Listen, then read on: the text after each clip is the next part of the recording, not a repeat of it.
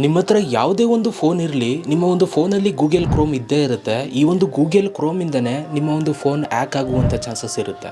ನಿಮ್ಮ ಒಂದು ಇಮೇಜಸ್ಗಳು, ನೀವು ಹಾಕಿರುವಂಥ ಪಾಸ್ವರ್ಡ್ಸ್ಗಳು ಇದೆಲ್ಲವೂ ಕೂಡ ಲೀಕ್ ಆಗುವಂಥ ಚಾನ್ಸಸ್ ಇರುತ್ತೆ. ಅದಕ್ಕೆ ಕ್ರೋಮಲ್ಲಿ ಒಂದು ಸೆಟ್ಟಿಂಗ್ ಇದೆ. ಆ ಒಂದು ಸೆಟ್ಟಿಂಗ್ನ ಇವತ್ತು ಆನ್ ಮಾಡ್ಕೊಳ್ಳಿ. ಇದನ್ನು ಆನ್ ಮಾಡಿಕೊಂಡ್ರೆ ನಿಮ್ಮ ಒಂದು ಫೋಟೋಸ್ ವೀಡಿಯೋಸ್ಗಳು ಕೂಡ ಏನೂ ಕೂಡ ಲೀಕ್ ಆಗೋದಿಲ್ಲ, ಸೇಫಾಗಿ ಇಟ್ಕೋಬೋದು. ಆಯಿತಾ?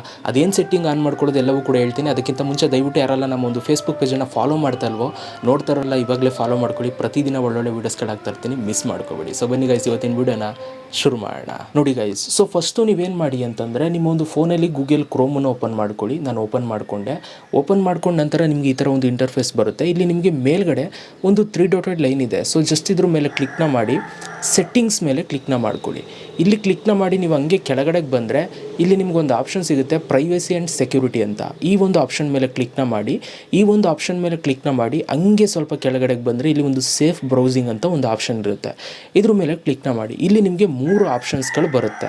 ಫಸ್ಟ್ನೇ ಆಪ್ಷನ್ನು ಎನ್ಹ್ಯಾನ್ಸ್ಡ್ ಪ್ರೊಟೆಕ್ಷನ್ ಅಂತ, ಸೆಕೆಂಡ್ ಬಂದು ಸ್ಟ್ಯಾಂಡರ್ಡ್ ಪ್ರೊಟೆಕ್ಷನ್ ಅಂತ, ಮೂರನೇದು ಬಂದು ನೋ ಪ್ರೊಟೆಕ್ಷನ್ ಅಂತ. ಇಲ್ಲಿ ತುಂಬ ಜನ ಈ ಒಂದು ಸ್ಟ್ಯಾಂಡರ್ಡ್ ಪ್ರೊಟೆಕ್ಷನ್ನ ಸೆಲೆಕ್ಟ್ ಮಾಡ್ಕೊಂಡಿರ್ತಾರೆ. ಈಗ ಇದನ್ನು ನೀವು ಸೆಲೆಕ್ಟ್ ಮಾಡ್ಕೊಂಡಿದ್ರೆ ಏನಾಗುತ್ತೆ ಅನ್ನೋದನ್ನ ನಾನು ಹೇಳ್ಬಿಡ್ತೀನಿ. ಅದಾದಮೇಲೆ ಇದರಲ್ಲಿ ಯಾವುದನ್ನು ನೀವು ಸೆಲೆಕ್ಟ್ ಮಾಡಬೇಕು ಅಂತಲೂ ಕೂಡ ಹೇಳ್ತೀನಿ. ನೋಡಿ, ನೀವೇನಾದರೂ ನೋ ಪ್ರೊಟೆಕ್ಷನ್ನ ಸೆಲೆಕ್ಟ್ ಮಾಡಿಕೊಂಡ್ರೆ ಈ ಒಂದು ಆಪ್ಷನ್ನ, ಓಕೆ, ಸೊ ಇಲ್ಲಿ ನಿಮ್ಮ ಒಂದು ಕ್ರೋಮಲ್ಲಿ ನೀವು ಏನೇನು ಮಾಡ್ತೀರಾ ಅದು ಖಂಡಿತವಾಗಲೂ ಲೀಕ್ ಆಗುತ್ತೆ. ಆಯಿತಾ? ನೀವು ಹಾಕಿರುವಂಥ ಪಾಸ್ವರ್ಡ್ಸ್ಗಳಾಗ್ಬೋದು, ಅಥವಾ ನೀವು ಯಾವ ವೆಬ್ಸೈಟ್ಗೆ ಹೋಗಿ ವಿಸಿಟ್ ಮಾಡ್ತೀರಾ ಅದೆಲ್ಲವೂ ಕೂಡ ಶೇರ್ ಆಗ್ತಾ ಇರುತ್ತೆ. ಸೊ ನಿಮಗೆ ಪ್ರೊಟೆಕ್ಷನ್ ಇರಲ್ಲ. ಹಾಗಾಗಿ ತುಂಬ ಜನ ಈ ಒಂದು ಸ್ಟ್ಯಾಂಡರ್ಡ್ ಪ್ರೊಟೆಕ್ಷನ್ನ ಸೆಟ್ ಮಾಡ್ಕೊಂಡಿರ್ತಾರೆ. ಇದನ್ನು ಸೆಲೆಕ್ಟ್ ಮಾಡಿಕೊಂಡ್ರೆ ಒಂದು ಮಟ್ಟಿಗೆ ನಿಮ್ಮ ಒಂದು ಕ್ರೋಮು ಸೇಫಾಗಿದೆ ಅಂತ.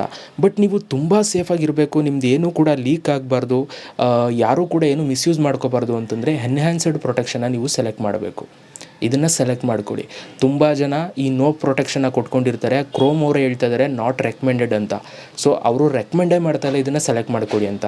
ಆಯಿತಾ? ಹಾಗಾಗಿ ನೀವೇನು ಮಾಡಬೇಕು, ಈ ಫಸ್ಟ್ ಆಪ್ಷನ್ನ ಸೆಲೆಕ್ಟ್ ಮಾಡ್ಕೊಳ್ಳಿ.